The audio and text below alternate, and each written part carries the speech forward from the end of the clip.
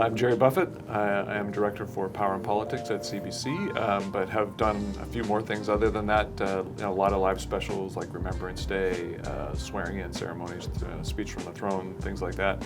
I've been directing for about 30 plus years and really enjoy doing what I do, and a little bit of teaching on the side too. Hi, my name is Jason Worden. I'm a director for OSEG and over at Canadian Tire Centre. I do mostly sports directing, Ottawa Senators, Red Blacks, Athletico, Blackjacks. Yeah, the list goes on and on. Once I graduated from Algonquin, actually, I started working for a production services company in town.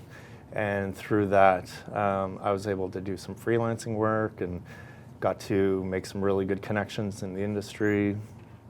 And then just kind of kept building off of that and doing different things, and new opportunities kind of presented themselves. And then, which got me into TD Place and working with the Senators, and then just kind of built it up from there, starting as graphics and then moving over to playback and then switching and then to the role I am now, which is director, game day director for the Sens. So, a lot like you, I'm also a graduate of this program, and while I was here, I did a lot of volunteer work at the local cable company. So at that time, it was called Ottawa Cablevision before it became Rogers, but did a lot of volunteering there. So knew a lot of the people, and when I graduated, I was hired there as a producer. But a producer at a cable company does everything. Yeah. So a little bit of producing, a little bit of directing, E&G work, all of that. So it was literally like 2 more years of college. And so I just did a little bit of everything, but really gravitated towards directing. They had a magazine type show that they did every day. And I was the main director for that show. And I was attracted to it, and it really is addictive. Especially live TV. Tried a few other things, like freelanced a little bit here and there, worked on a film, did some other things like that, but nothing had the appeal of the live TV, the live TV. And so from there, I left that job, went to CBC as a technician, again, did everything there, and would freelance direct on the side. And one day, it was literally one day, the person who had was directing our show was moving on to something else. And they asked me if I wanted to step into the chair, and I did, and I haven't looked back since then. that's amazing. I would say one of the biggest challenges for me is, or at the beginning anyway, was just not knowing what was going to happen, right? And realizing that I needed to rely on my crew and the people that I was working with to sort of help me through it. But that was, to me, the biggest thing. And it turns out that's the thing that I love the most, is that we don't know what's going to happen. Yeah. Well, that's it. I love working, without that safety net, and that working in live sports too. You're sort of at the mercy of the game in a lot of ways. I'd say it's so easy to direct, a 5-5 tie going into the third period where the fans are just rabid, but it's those blowouts where you're just trying to draw any kind of energy and continue to put on the best show you can, even though everything around you is not going the way you really want it to. Yeah, so. Exactly. Yeah, that is a huge challenge, right? I mean, just because you don't know, right? And you can plan all you want, and we spend the whole day on our show planning a 2-hour live show, but at any minute it just all goes away and it'll all blow up. Right? Yeah, and the other thing too with live sports too is, especially with hockey, you're supposed to take your commercial breaks at the 14, the 10, right, and the 6. Well, this is a live sport, and unless there's a stoppage in play, you never know when that's going to come, right? So you're just, and a lot of times you're getting backed up, and all of a sudden you're flipping things around, and everything that you had planned, you're kind of throwing out the window. Yeah. And you're just kind of scrambling to try to put all the pieces back together again, all on the fly. But there's nothing more exhilarating than kind of that feeling of just pushing through and putting on a good show and getting it done. It's amazing how similar like your experience in sports and my experience in politics is basically the same, because we have the exact same thing happen to us all the time, right? Yeah. Where and it does happen all the time, where we just don't know, and we have, if something breaks, news breaks, we just throw everything out and we just keep going. Yeah. Right? So you just never know. Yeah, exactly. Yeah, a couple of bigger events that I've been fortunate enough to work on that stand out.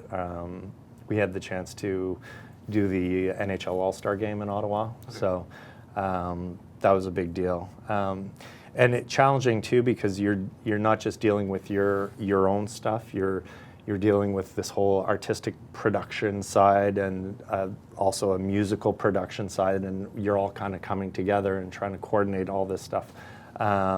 So everyone's got their fingers in it, and a lot of strong personalities too. So you're trying to fight for the things that you want.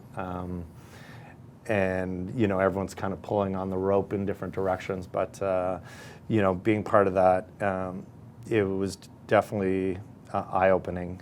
One of the bigger events I got to do, the Grey Cup in Ottawa too, was another big event. Similar situation, just when you're dealing with that many cameras and that many people on such a big stage too. When you're able to pull it off, it's just so rewarding. Yeah. For me, one of the highlights of my career has been the Remembrance Day programs that we do in November. I was lucky enough to be brought on sort of as an assistant director years ago, and worked with an amazing director out of Toronto who ended up being my mentor just because of his style, and I tried to emulate sort of his interactions with people and stuff like that. So it was always a lot of fun to work with him as a co-director. And when he retired, he pulled me aside, or when he was getting ready to retire, I should say, he pulled me aside and said, we're looking for somebody to take over the helm of this show, and you're the guy that I want in this chair.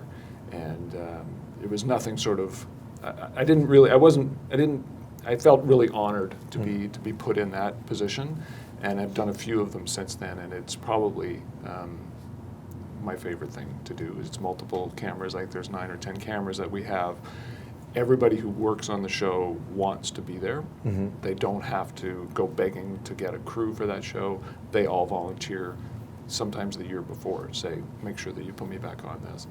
And it's just, somebody once said that working in a lot of the stuff that we do, we are the front seat of history, and this is, to me, a very historical event. And I'm very happy to be working on it all the time. Nice.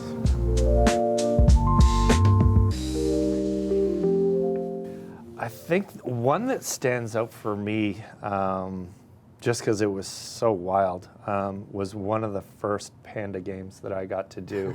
I've heard stories of Panda games. It was, the game itself was just this back and forth game, but the energy that the students were able to bring that day, it just it's something I've never experienced, just everything that the cameras were able to shoot that day was just incredible, and you didn't have to try to pull it out of people. It was just like this raw, genuine emotion that just came through, and it was a really special day that day, and it's definitely one that I'll always remember, just how crazy it was.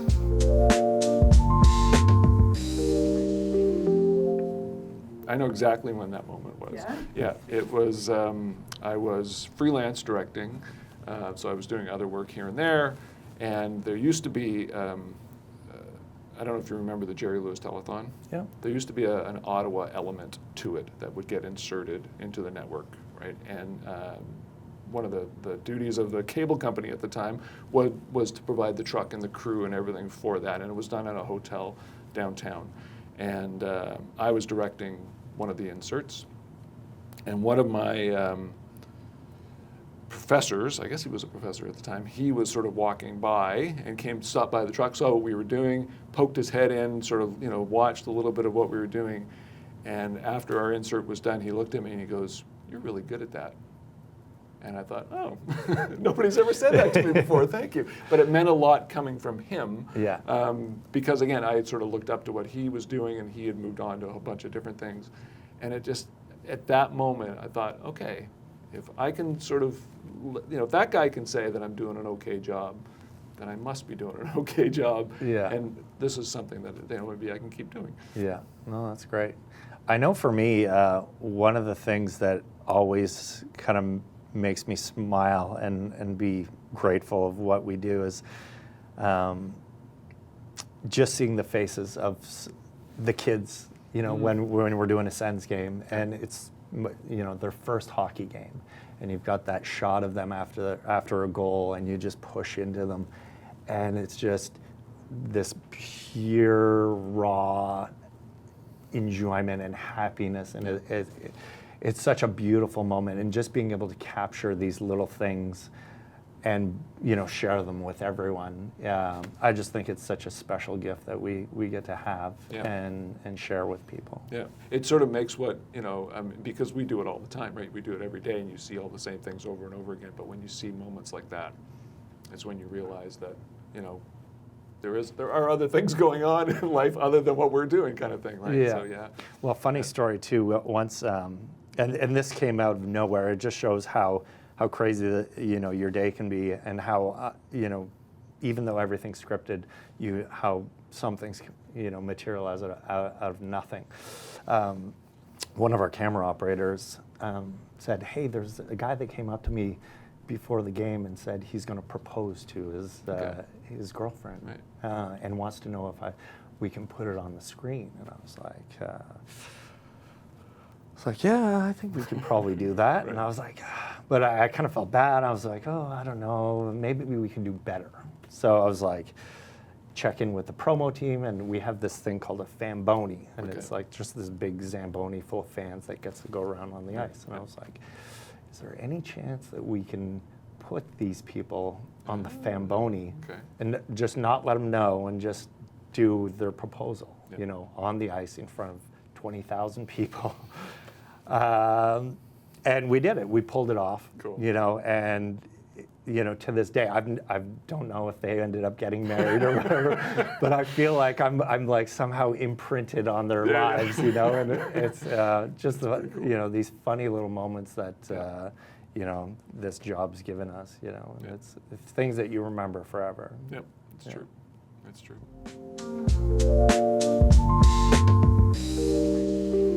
Say yes to as many opportunities that come to your way.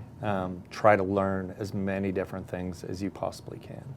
I think the reason why, I got to the point where I am now is because, I did all those other jobs. And I think it makes me a better director because I know what those people are going through on site. I've been there, I've done those positions. So it just kind of gives you a little more understanding of everything that's going on around you. Just soak in as much as you can. Always ask questions, be inquisitive. I love it when, interns will ask me, questions about certain things, or because that's how you get better, and sometimes it's hard, and some people are shy, and that's out of their comfort level, but the one thing I'll say is try to push through that and ask the questions and show the interest, and just say yes and put yourself out there and take chances as much as you can. Yeah, 100%. I not that I would have listened to myself when I was younger, if somebody had said this to me, but if I could do that, I would say have more fun. Yeah. Right? And just enjoy the ride. Because there's going to be stressful days, there's going to be times where you just want to walk away from it all, but at the end of it, it really is worth it. And take more pictures. I didn't take enough pictures. I wish there were so many events. I mean, I've done so many. Yeah. I've done more. I forget more than I've 100%. actually done. And I wish I could go back and have those photos and have those things, with me to sort of say, oh yeah, I remember that, Yeah. right? Because I can remember some of the things, and I remember the highlights, but it's, you know, I wish that I had more of Yeah, that, right? yeah. Well, that's funny. We had an incident actually just last week at TD Place where we were in the control room. We're about 20 minutes to warm up, and someone plugged in a space heater in the control room and blew the fuse in the control room. So the switcher's dead, comms are gone, you know, and time's ticking. And we're trying to get in touch with the electricians to kind of get things reset. And everyone's kind of, half the people are just like, oh, well. Yeah. And then the other half are like, whoa, what are we going to do? Yeah. So in my head, I'm like, okay, there's got to be something we can do here. So thankfully, I was like, well, there's power down the hall. So let's grab some extension cords and some power strips, and we'll just pull the power out. We'll run the power down the hall, plug everything in. Hopefully we don't blow another breaker. And literally, as the players are coming onto the ice, like the switcher's coming back, like the comms are coming back, and it's like you're this close to just doing a full game, you know, starting a game with just a logo bounce, you know, and it's just like, so that was a day. Speaking of power, we had, the first thing that came to mind for me was, it was a Remembrance Day show. I was, again, one of the assistant directors in the truck, and it was at the point in the ceremony where the 21-gun salute was going off. Right. So with that, our truck was parked very close to the cannons. I think there were 3 cannons altogether. It doesn't really matter. It's not important. But they were literally right behind the truck. So every time one would go off, the whole truck would shake, right? And we knew when they were coming because our AD counts them down, right? And so she's counting down to the next cannon going off, right? And so the director's getting ready to go to the shot. We're all, you know, watching the program. Everybody's invested in this. The truck is humming because all the machines are on. Everything's going.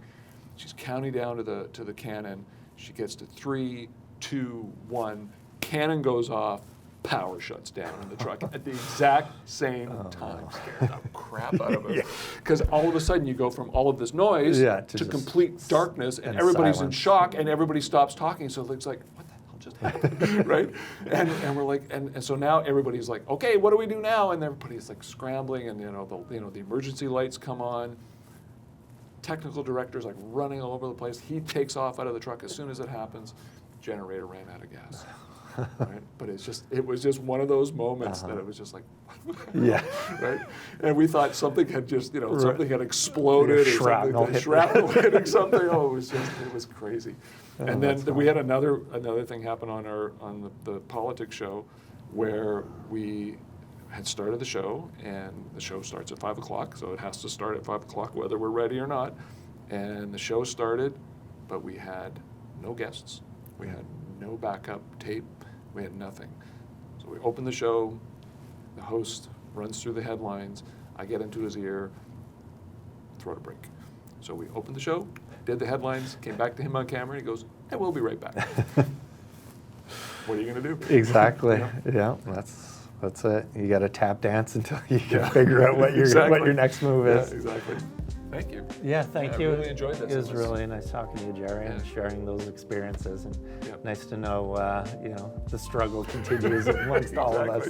Yeah, exactly. Yeah. Whether we're news or sports, we have a There's so many parallels. common ground. 100%.